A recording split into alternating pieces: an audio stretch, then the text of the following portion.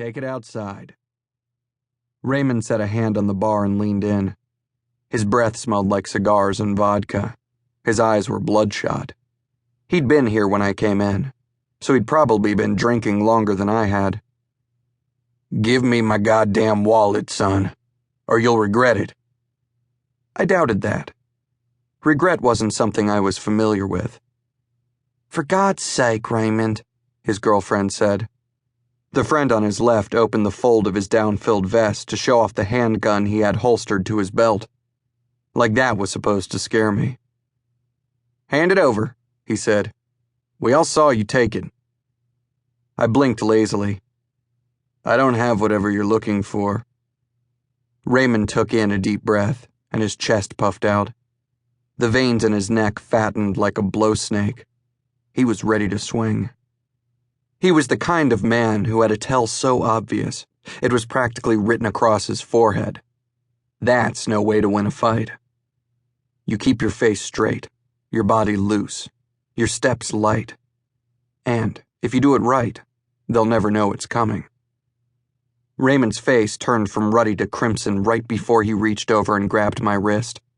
He pulled my arm toward him, as if he meant to twist it behind my back. I had already slid off the stool 3 seconds earlier, ready for this 5 seconds before that.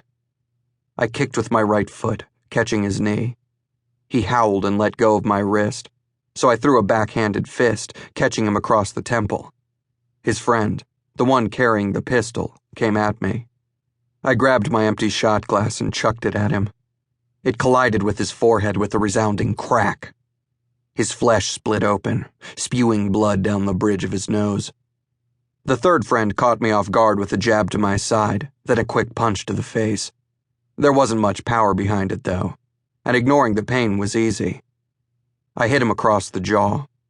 He staggered back and rocked the table behind him, spilling drinks all over the place. Someone shouted to call the cops. Raymond recovered and barreled toward me, catching me in the wide span of his arms. He slammed me into the wall with his weight, and all the air left my lungs. He punched with meaty knuckles, cracking my nose. Blood ran down the back of my throat with a hot, coppery tang. I slid down the wall fast, hitting the floor in a second. Raymond brought his booted foot up when I grabbed the leg of the nearest chair, hauling it over me, using the seat as a shield. The chair smashed into pieces, leaving me with nothing but a leg still in my hands. I rocked forward onto a knee and whacked Raymond in the shin with the leg, and cracked him in the knee on the comeback. I rose to my feet, hitting him once, then twice in the head. Raymond hit the floor with a satisfying thud. The pistol-carrying friend made a grab for his gun when I rounded on him, the chair leg hanging loosely by my side. Don't, I said. The entire bar was silent save for Raymond groaning at my feet, and the click-scratch of the old jukebox switching records behind me. I could hear the pounding of my heart in my head, and finally, I felt alive. I pulled Raymond's wallet from the inside pocket of my coat and tossed it toward him. It landed with a slap on his chest. His girlfriend just stared at me. Everyone was staring at me. A toxic rush of power ran through my veins. Sirens blared in the distance, so I hurried toward the back door, the chair leg still in my hand. This is the third time in a month you've come home looking like this. I ignored Anna and made my way up the stairs. She followed. Nick, talk to me, damn it. I went into the bathroom and tried to shut the door, but she shot a foot into the doorway and pushed her way in. I groaned.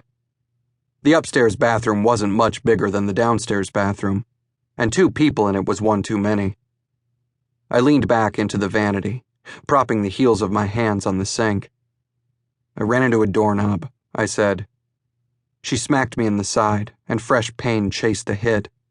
I hunched over. Fuck, Anna. The doorknob hit you in the ribs, too?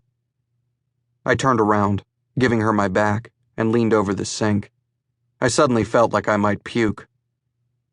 What happened? She shut the door, making room for herself at the side of the vanity. Was it someone from the branch? The panic in her voice made the truth race.